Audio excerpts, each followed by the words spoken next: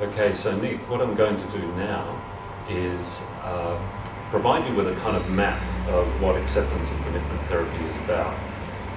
And we're going to look at two tasks that we'll be doing in the course of the therapy. Okay. And I'm going to use this map here as a way of showing you how this works. Now, and rather than just show you the map, I actually want to walk you through the map in your own experience. So I'm going to ask you to hold this pen for me, and in a minute I'm going to ask you to do some things with the pen. So first up, what I'd like you to do is take a look at the pen. So just look at the pen and see the shape of it, and see the writing on it, and you can see the way the light goes through the pen in parts and sort of bounces off the pen. Okay. Now, if you would, Nick, close your eyes and feel the pen. So I want you to feel the textures and the shape of it, feel the weight and the temperature. Okay, so you got that? All right, now open your eyes again and just make a sound with the pen. You can tap it on something or click it. Okay, so you hear that sound? All right, now do this. I want you to hold the pen up to your nose and just kind of sniff it, see if you can smell something there. Rubber, I guess. Okay, so you've got to smell it. All right. So look, what you've just done, okay, is you've had an experience of that pen in your five senses. Well, four, but I'm not going to ask you to taste the pen. Somebody else is going to use the pen after you. But this is one way of experiencing that pen is through your five senses. All right. Now, the important thing to remember is that this is your map. So in the middle of it, there's an I or a me.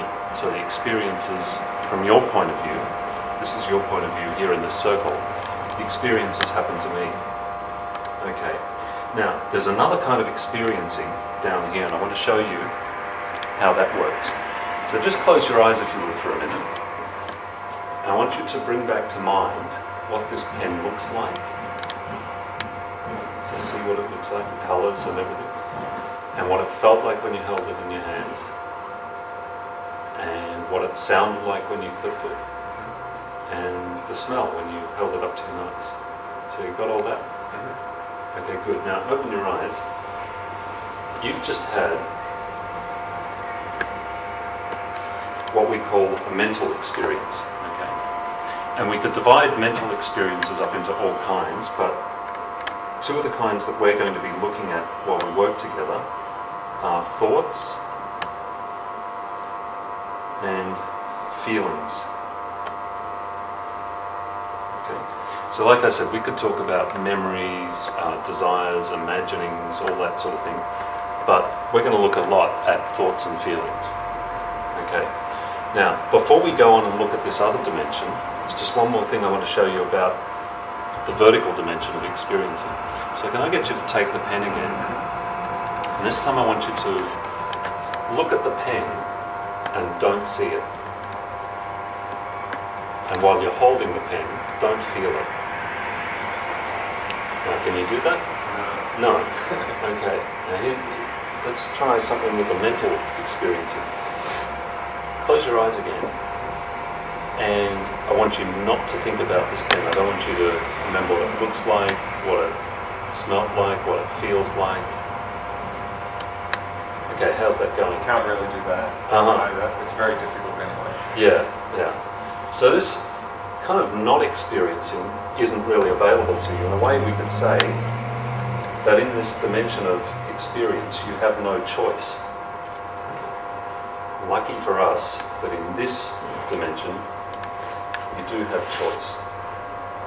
Now, rather than play around with you, I'm just going to say the dimension where you have choice is your actions. And while this is a way of dividing up experiences, this is a way of dividing up actions. But instead of dividing them into the kinds of actions or what they look like or what they feel like, we're going to divide them into two directions. Now, this direction over here, I'm going to call away. Now, I'll tell you what it's away from in a minute. But if that's away, what do you reckon this would be? Towards. Yeah. Okay, now, here's how away works. Away is a really useful direction for situations where you might experience discomfort. If you experience discomfort in your five senses, like particularly, say something like your sense of touch, if something's physically painful to you, so that's intense discomfort, call that pain, then a really smart thing to do is to take action to get away from the discomfort. Okay? And you do that, I do that, all human beings do it, and virtually all organisms. So, if we feel it's too cold in the room, you can pull on a jacket and go to a warmer room, you can turn up the heat or something like that. And so that's a very effective strategy. Now, the problem for human beings is we have this mind which kind of looks at that successful strategy and goes, aha, so when I experience discomfort,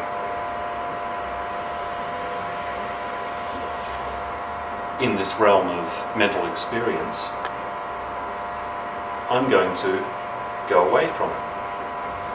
Okay. And it looks like it would make sense, but there's a catch.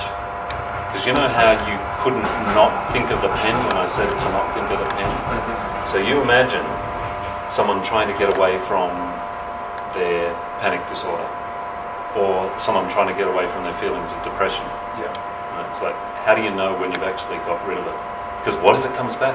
See, the mind can actually invent new relationships. So you'll kind of go there, but then be brought back by the mind saying, yeah, but what if?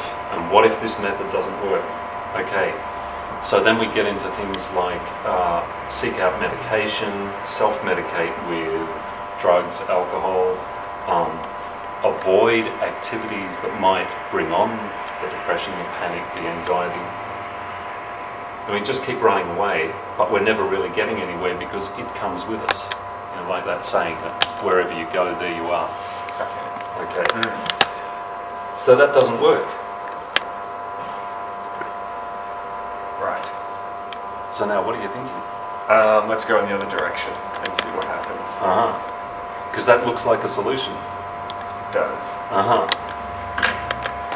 Well, it is and it isn't. Okay. It isn't a solution in the sense that we're not going to get away. So this towards is not another kind of away from that. This towards is towards. Right? And in fact, when we undertake this towards, this is actually going to come across with us over and over again. And in future sessions, we'll look at how do you actually deal with the fact that that's coming with you. But let's look for the moment at the towards. So, can you tell me something that's important in your life? Well, I suppose relationships are important. Sort of being honest and genuine and those kinds of things in relationships. Okay. What else in your life is important? We won't go through everything, but just one or two other things that are important. Work as well.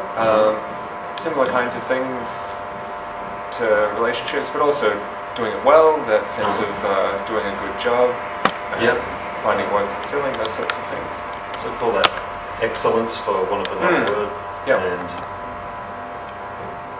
to sort of make a noun out of the experience you mentioned there, fulfillment.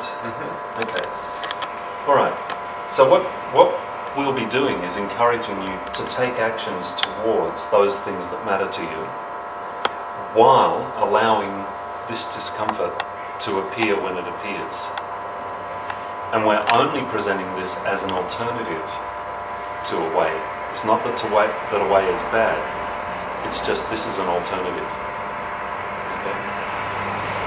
As well as that, we'll be looking at how some of this gets turned into this. Right? So experiences that you have in your senses get turned into mental experiences. If they become a source of discomfort, that trap is there. waiting for you. So we're going to get better at catching ourselves falling into that trap and then choosing towards as opposed to away. Okay. Yeah. All right. Yeah. Thanks, Bill. Beauty.